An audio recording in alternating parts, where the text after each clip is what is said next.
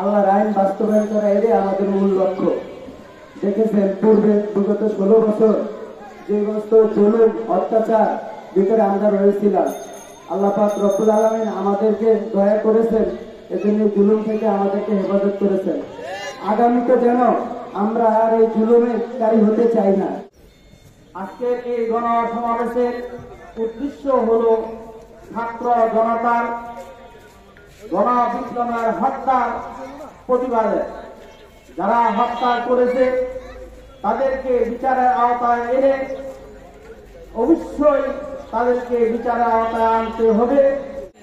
আমরা দেখতে পাই 1971 থেকে 2024 স্বাধীনতার আজ 54 বছর। আমরা বারবার ক্ষমতার পালাবদল দেখেছি, কিন্তু আদর্শ কোন রাষ্ট্রনায়ক আমরা পাইনি। এমন কোন রাষ্ট্রনায়ক আমরা পাইনি যে রাষ্ট্রনায়কের মাধ্যমে এদেশের জনগণ সুবিচার পেয়েছে কথা ঠিক না বেশি, যার কারণে বারবার ক্ষমতার পালাবদল হয়েছে। এই জাতির ভাগ্যের কোন পরিবর্তন আছে। ক্ষমতার থেকে নামাও, এই দলকে উঠাও। তখন আমরা একটি দলকে ক্ষমতার থেকে নামিয়েছি, আরেকটি দলকে উঠিয়েছি। এটাই হলো আমাদের ভাগ্যের নির্মম ইতিহাস। বাংলাদেশের সবচেয়ে শক্ত এবং বাংলাদেশের জনগণের জন্য সবচেয়ে খারাপ পরিণতি। কিন্তু কেন? এর কারণ হলো একটি রাষ্ট্রনীতি, এটা মানব রচিত নীতি। রাষ্ট্রনীতি, এই রাষ্ট্রনীতি যেটা আছে, এই রাষ্ট্রনীতি যদি আমার দেশে থাকে, এই সংবিধান যদি আমার দেশে থাকে, মানুষের ভাগ্যের উন্নয়ন কখনো সম্ভব নয়। আমরা মুসলমান, আমরা কোরআনকে বিশ্বাস করি। প্রিয় ভাইরা আমার, পৃথিবীর মানচিত্রের ইতিহাস খুঁজুন, একমাত্র ইসলাম পৃথিবীকে সুবিচার দিতে পেরেছে। ইসলাম এই দৃষ্টান্ত স্থাপন করতে পেরেছে যে বাঘ এবং ছাগল এক ঘাটে পানি খেতে পারে।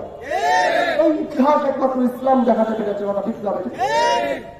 সুতরাং বলুন তো, এর মাঝে এমন একটি দলের নাম কি আপনারা বলতে পারবেন যে দলের মাধ্যমে এই দেশে সুবিচার হয়েছে, এদেশে হত্যা হয়নি, লুণ্ঠন হয়নি, রাহাজানি হয়নি?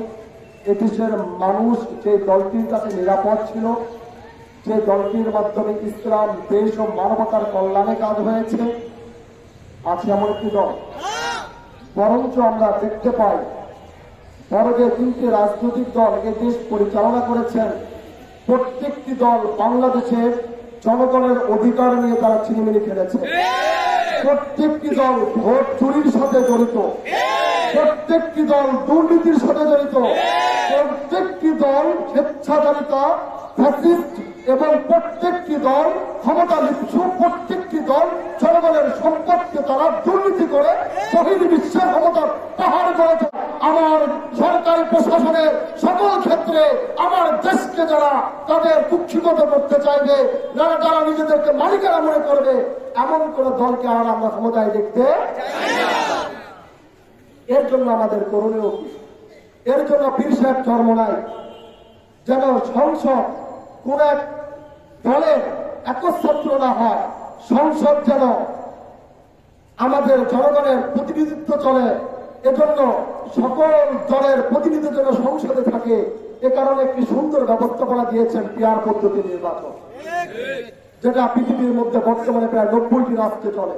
দলগুলো দাওয়াতি কার্যক্রম সবকিছু মিলে একটি নির্দিষ্ট সময়ের প্রয়োজন। এই নির্দিষ্ট সময় বর্তমান উপদেষ্টা পরিষদকে আমরা দিতে প্রস্তুত। পীর সাহেব চরমোনাই বলেছেন রাষ্ট্র সংস্কার হবে আগে, নির্বাচন হবে তারপরে। রাষ্ট্র সংস্কারের পূর্বে কোন নির্বাচন বাংলার জমিনে আমরা হতে দেব না। এজন্য আমরা সামনের সারিতে ছিলাম, আমরা শহীদ হয়েছে, আমাদের রক্ত ঝরেছে, কিন্তু আজকে আমাদের দায়িত্বশীলদের বিরুদ্ধে আবার শুনে থানায় মামলাও হয়। হুঁশিয়ার উচ্চারণ করে বলছি, আমরা কিন্তু থানা ঘেরাও করতে পারি, আমরা কিন্তু রাজপথে নামতে পারি। আমরা যদি থানা ঘেরাও করি, পরিষ্কার আপনি থানার যেই হন না কেন পালাতে বাধ্য হইতে হবে। বাংলাদেশ থেকে হাতিরা পালাইছে, আপনি কে? আমার একজন কর্মীর বিরুদ্ধে যদি মামলা হয়, আমরা যে কোনো পদক্ষেপ আমাদের রায়দানির বলেছেন, যদি আমার কোন কর্মীর বিরুদ্ধে মামলা হয় আমরা ফেলে যাওয়া করতে পারবো। এজন্য আন্দোলনে আমরা ছিলাম, আমরা জানি যারা ফ্যাসিস্টের পক্ষে ছিল, আমরা যদি আসামি করতে হয় আমাদের কাছে তালিকা চান। আওয়ামী লীগের চাঁদাবাজি দেখেছি, সন্ত্রাসী দেখেছি। এই আজকে যে প্রোগ্রাম হচ্ছে, যদি আওয়ামী লীগের আমলে হতো এই প্রোগ্রাম এখানে করতে পারতাম না। এই পুলিশের কাছে দৌড়াতে আমাদের 7 দিন সময় লেগে যেত, তারপরে সময় পেতাম না। আমরা দেখি সব সন্ত্রাসী কর্মকাণ্ড করি। ইসলামের টুপি থাকলে, আমাদের বড় জুব্বা থাকলে তাদের গায়ে জ্বালা দেওয়া হতো। সেই হিসেবে আমাদেরকে এখন আমরা যেভাবে স্বাধীনভাবে কাজ করছি, ইনশাআল্লাহ আগামীতে যেন এর চেয়ে স্বাধীনভাবে কাজ করতে পারি। ইসলামের আন্দোলনের পক্ষ থেকে আমরা এখন থেকে সেভাবে কাজ করবো ইনশাআল্লাহ। ব্যবস্থা করে দাও আল্লাহ, সামনে আল্লাহ আমাদের শাসককে অবস্থায় জমা আল্লাহ আল্লাহ ইসলামে আল্লাহ দেশে আল্লাহ কল্যাণকামী যারা ইসলামের কাজ করবে দেশে শুরু করে খাড়িও হয় আল্লাহ এমন আল্লাহ নেককার খোদা দিল আল্লাহ লোকদেরকে আল্লাহ আমাদের শাসক হিসাবে আমাদের বানাও।